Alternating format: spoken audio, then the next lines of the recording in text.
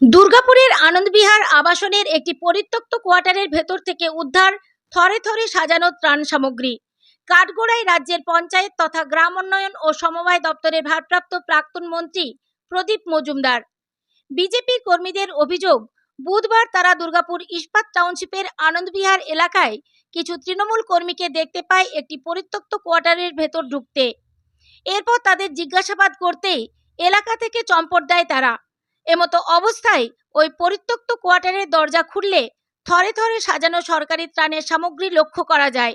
এই মণ্ডলে দুজিয়ের সঙ্গে যাচ্ছিলাম, এই রাস্তা থেকে বেরোচ্ছিলাম, আমরা দেখতে পেলাম টিএমসির কিছু চোররা এখানে কিছু জিনিস নিয়ে বেরোচ্ছিল।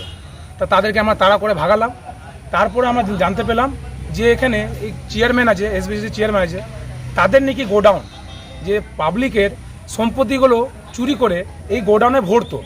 সেই গোডাউনের জন্য আমরা দেখতে পেয়েছি, সেই জন্য আপনাদেরকে ডেকেছি, মিডিয়া থেকে আপনাদেরকে ডাকলাম যে আপনারা দেখতে পাচ্ছেন কত কিছু জিনিস যেটা জনগণের জিনিস এত বছর থেকে তাদেরকে বঞ্চিত রাখা, তাদের চুরি করে এখানে গোডাউনে ভরে রাখতো। এরা কি করতো? এরা বিক্রি করতো, সরকারি সম্পত্তিগুলো বিক্রি করে নিজের পেটে জেবটা ভরতো। কি কি দেখলেন? ভিতরে কি কি আছে দেখলেন? অনেক কিছু দেখতে পাচ্ছি আমরা এখানে। এখানে কাপড় দিয়ে শুরু করে তিরপল দিয়ে শুরু করে তারপরে তোমার কম্বল, অনেক কিছু বিভিন্ন রকমের জিনিস আমরা দেখতে পেয়েছি এখানে। টিএমসিরা এতদিন থেকে যে চুরি করে সব জায়গায় আপনারা দেখতে পাবেন, পাণ্ডেশ্বরে দেখতে পেয়েছেন, সেভাবেই সব জায়গায় চুরি করে এরা গোডাউনের মধ্যে ভরে রাখতো, সেটা আমরা দেখতে পেয়েছি। অপরদিকে দ্য ই পেপার ডিজিটালকে ফোনে ওই ঘটনায় নিজের প্রতিক্রিয়া দিতে গিয়ে রাজ্যের প্রাক্তন মন্ত্রী প্রদীপ মজুমদার দাবি করেন, এটা শুনুন, আমাদের প্রতি বছর সরকারের থেকে জনপ্রতিনিধিদের, বিশেষ করে আমি এমএলএদের ব্যাপারটা জানি, আমাদের এই ত্রাণ সামগ্রী দেওয়া হয় যাতে এমার্জেন্সিতে প্রশাসনের তরফ থেকে দেওয়া সত্ত্বেও, ধরুন আমি ঘুরছি অ্যাফেক্টেড এরিয়ায়, সেখানে কিছু লোকের প্রয়োজন যেগুলো তৎক্ষণাৎ যাতে দেওয়া যায়। তো এইভাবে প্রতি বছরই আসে এবং এটা গোডাউনে থাকে, যখন প্রয়োজন হয় তখন যে যেরকম প্রয়োজন হয় সেরকম দিয়ে দেওয়া হয়। এই করতে করতে যখন আমি এর তো সবসময় কিছু রেসিডুয়াল স্টক থাকে, তার সঙ্গে সঙ্গে আমি যেমন শীতকালে ওটা তো কোনো বাধা নিষেধ নেই, আমি ঠান্ডা দেখলে মানুষকে কম্বল বিতরণ করি, সেগুলো আমার নিজের স্টক থেকে দেওয়া হয়, সেগুলো গভর্নমেন্টের নয়।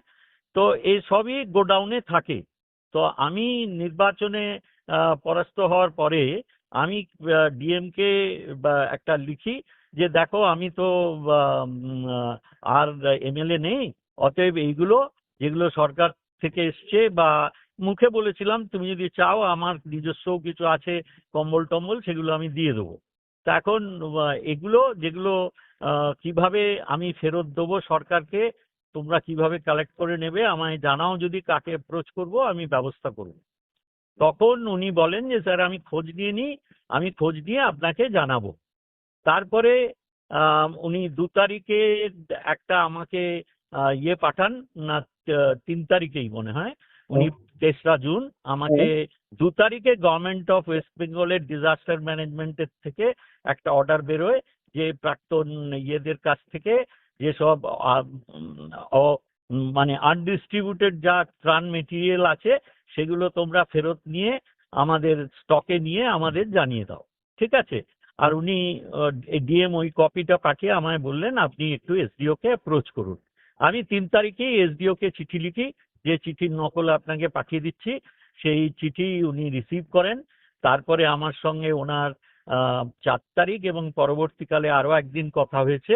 উনি বলেছেন আপনি ব্যস্ত হবেন না, আমরা যে জায়গা ঠিক করে নিয়ে আমরা ওটা আপনার লোকের সঙ্গে বা আপনার সঙ্গে যোগাযোগ করে কালেক্ট করে নেবো, এ নিয়ে আপনি কোনো চিন্তা করবেন না। এই কথা হয়ে রয়েছে। এখানে কত সংখ্যায় কম্বল বা কি কি জিনিস আছে একটু জানতে চাইবো।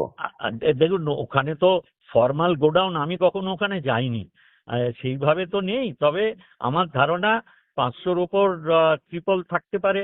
আর কম্বল, আমার নিজস্ব কম্বল নিয়ে 1000-এর ওপর কম্বল আছে, তার ভেতরে আমারই মনে হয় 800-900 কম্বল হবে। বিজেপির তরফ থেকে যে অভিযোগটা করা হচ্ছে যে প্রাক্তন এসডিসি চেয়ারম্যান সুভাষ মণ্ডলের দায়িত্বে এরকম ভাবে, না, এটা এর সঙ্গে সুভাষের কোনো সম্পর্ক আছে বলে আমার জানা নেই। কারণ এই জায়গাটা আমাদের রাখার অসুবিধা হচ্ছিল, সেই জন্য আমি সরকারি মাল, সেই জন্য ওইখানে রাখার ব্যবস্থা ছিল, ওইখান থেকেই ডিস্ট্রিবিউশন হতো। যখন যেরকম দরকার হতো কাঁকসায় কোনো অঞ্চলে বা আমাদের এখানে, ওইখান থেকে এনে এনে ডিস্ট্রিবিউট করে দেওয়া হতো। কি আপনারা ভাড়ায় নিয়েছিলেন এই কোয়ার্টারটি? এটা আমায় জানতে হবে এটা কিভাবে এসেছিল। কেউ নিশ্চয়ই দিয়েছিলেন যে ওইখানে আপনি রাখতে পারেন সেই হিসেবে। কতদিন ধরে এখানে স্টকটা থাকতো? কতদিন ধরে আপনি কত কি একটু জানেন এই বিষয়ে? একটু জেনে বলতে হবে ভাই, বছর দুয়েক তো বটে।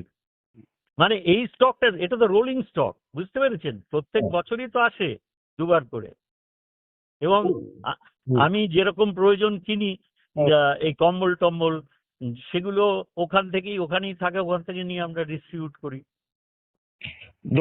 ধন্যবাদ আমার সাথে কথা বলার জন্য। আমি চিঠিটা পাঠিয়ে দিচ্ছি। ঘটনার তদন্তে নেমেছে স্থানীয় দুর্গাপুর থানার পুলিশ।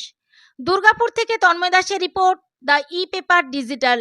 নতুন বছরে সাফল্যের চাবিকাঠি চান? সেরা জ্যোতিষের শিরোপা ইন্ডিয়ান আইকন অ্যাওয়ার্ড 2024 আর গোল্ড মেডেল প্রাপ্ত অ্যাস্ট্রোলজার আর বাস্তু কনসালটেন্ট চিন্ময় শাস্ত্রীর কাছে আজই যান। কালার থেরাপি, নামের বানান সংশোধন সহ সঠিক মানে গ্রহরত্ন দিয়ে ভাগ্য পরিবর্তন করুন। কল 9609604638 অথবা visit Bengal Ambuja city centre Durgapur.